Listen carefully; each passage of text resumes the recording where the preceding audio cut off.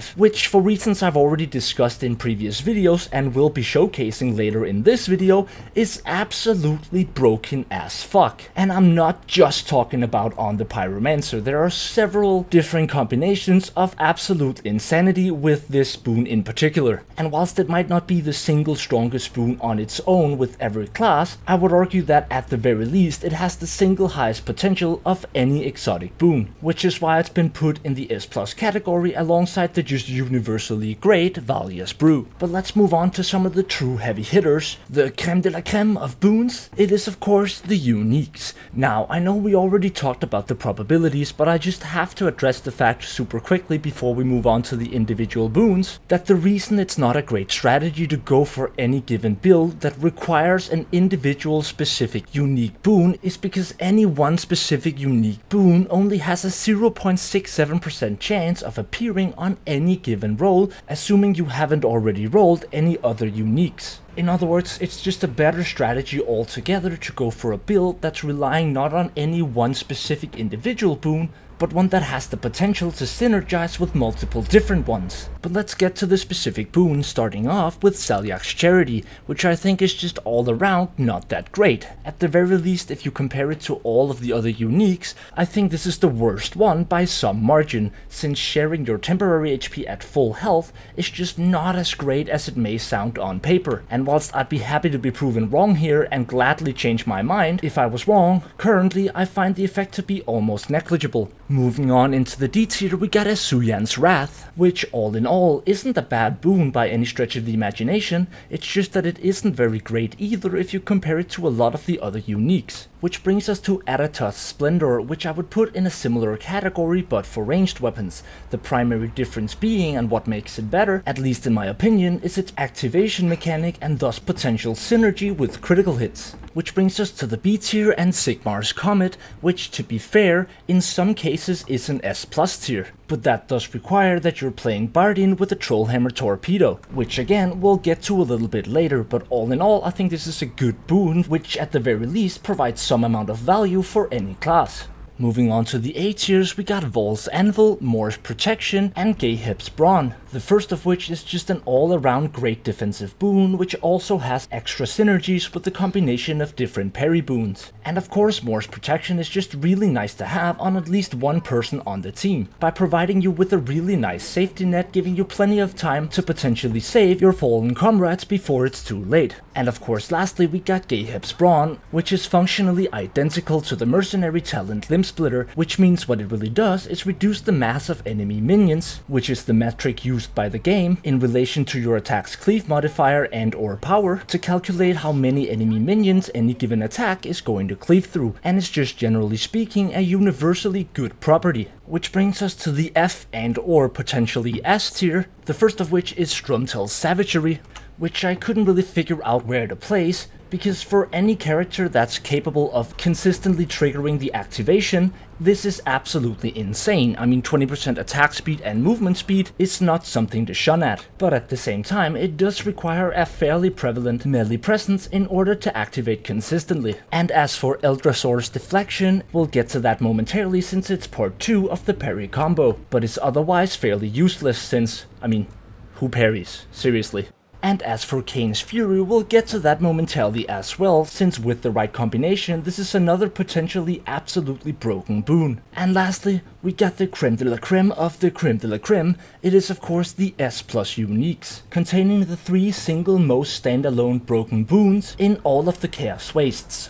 And to absolutely no one's surprise, we got Chain Lightning, because Chain Lightning, guys. Do I even need to explain anything? Come on, it's Chain Lightning. And Chain Lightning doesn't lightning chain just because lightning chain is Chain Lightning, okay? What more do you need to know? Nothing. That's right. Okay, moving on. Then of course we got double projectiles, which again, what needs to be said here?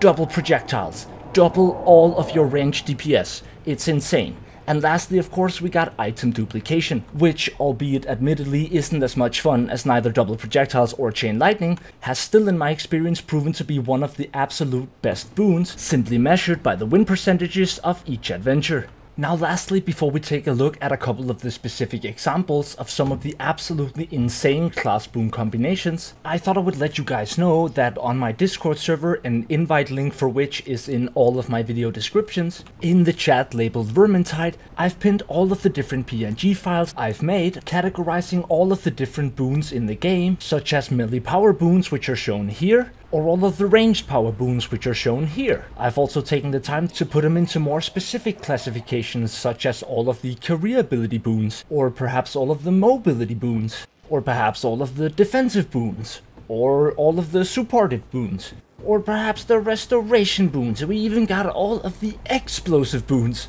And the list goes on, including lists with specific synergies in order to hopefully give you guys a better understanding of what is and isn't there. But let's take a look at 4 specific examples, starting off with Bardeen and his Trollhammer Torpedo, which has more than a few boons that it synergizes really well with. In particular, it benefits greatly from anything that increases the amount of projectiles, their penetration, as well as a decrease in reload time. Now, it's worth keeping in mind that in all of these examples we're gonna take a look at, we're only gonna have 450 power, which is important to keep in mind when you consider just how OP it is in spite of that. So let's give Bardeen a drink and see what happens when you combine all of these different projectile buffs. Business story. Stay clear of its flaws.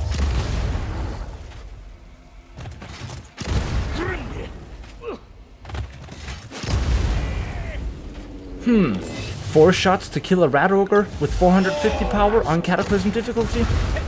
Or you know, one-shot a troll down. God damn. And again, keep in mind, this is with 450 power. But let's move on and briefly talk about something I mentioned in part 1, which I'm gonna call the parry combo. Now, in order for this to work, theoretically you only need the 2 top boons, but should you be fortunate enough to also get Vault's Anvil, then you literally do not need to block, and really the only reason this combination doesn't make you literally immortal is because you can't parry an attack if your block is broken. But with that exception, every single time you have even 1 stamina or half a shield available, any attack you block will turn you immortal for 2 seconds. And keep in mind that with Vault's Anvil you don't even have to be blocking, because you're always blocking. And although this turned out to be a fairly underwhelming example, this is obviously a combination that shines in combination with things like block cost reduction and stamina recovery. Now in this case, the reason I died after watching it in slow motion was because my block had just been broken, and in other words, I wasn't actually blocking in that moment. But regardless, this is an insane combo.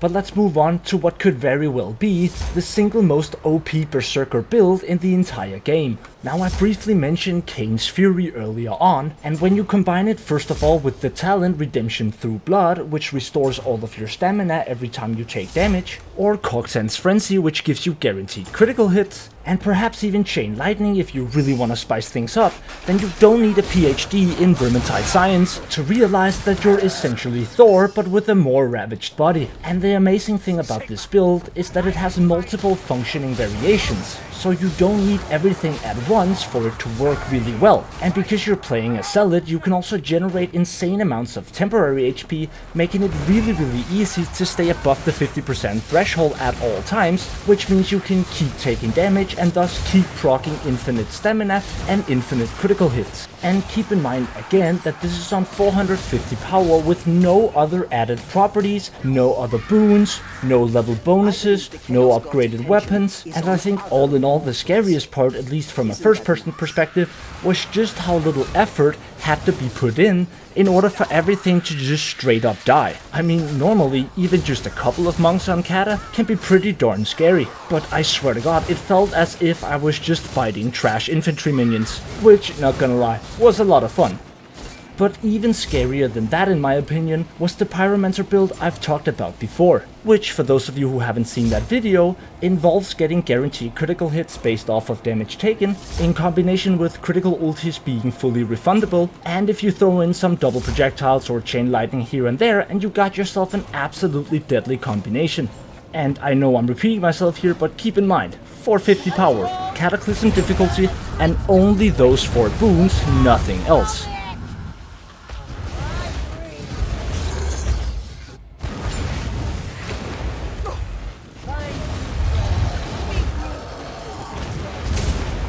That troll just got destroyed, deleted, obliterated. I mean, for all I know, that troll might as well just been banished to a separate fucking dimension. I mean, just look at that. Just look at that. What is that? I mean, come on. I had a clip in one of my meme montages once where the joke was something along the lines of, sometimes Vermintide just decides you lose now. Well, I think for the very first time, the spoon can be in the other hand. That is to say, if you have these 4 boons, for the first time ever, you as a player can just decide, no, Vermintide, you lose now. I mean, what are you gonna do, send an army at me? I don't care. I mean, with the sole exception of like crashing the game or something. Oh shit!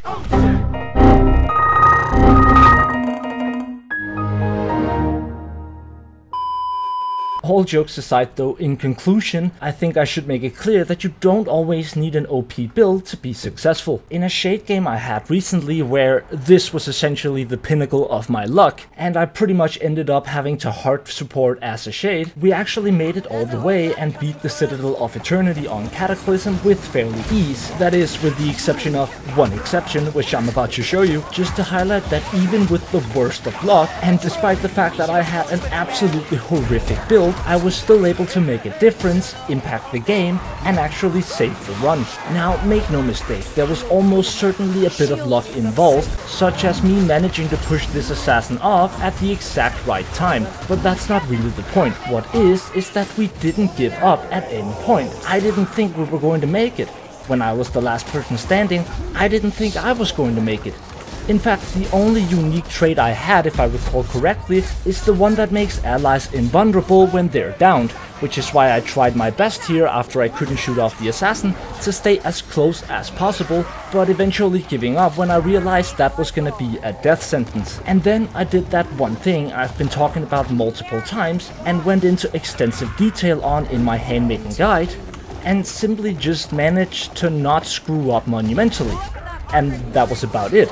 This was not one of those clutches where everyone is going, "Whoa, that was amazing, wow, that was insane," not by any stretch of the imagination. I simply managed to make a little bit of space with the ledge. I managed to shoot the Strangler, which was the primary threat, because it was really hard to identify with all the minions. Then I managed to isolate the assassin by going invisible, which, in case you didn't know, when you're the last person standing, essentially turns off the assassin's targeting system and pretty much universally just causing the assassins to run straight at you, since for whatever weird reason, it's almost as if they do know you're there, it's just that they're incapable of targeting you. So if you're ever on your own with an assassin hiding somewhere in the crowd, it can be advantageous to simply go invisible ahead of time, since that will cause the assassin to run straight to you. And pretty much all I did from there was making sure I had my career ability ready for the rest, in case that was gonna be required, and well, my team took care of the rest. Well, hello there, you magnificent champion of the internet. Watched all the way to the end, did we? This is very kind of you, my friend. Very much appreciated. Anyways, I hope you guys enjoyed the video. That's all I have for you guys today. Stop by the Discord server, linked in the description, if you want to check out some of all of the diagrams, whatever you want to call them, with all the different boons and their classifications. And yeah, other than that, I just hope you guys enjoyed the video. I hope you had a great weekend. And as always, I love you guys. Stay awesome. Peace out.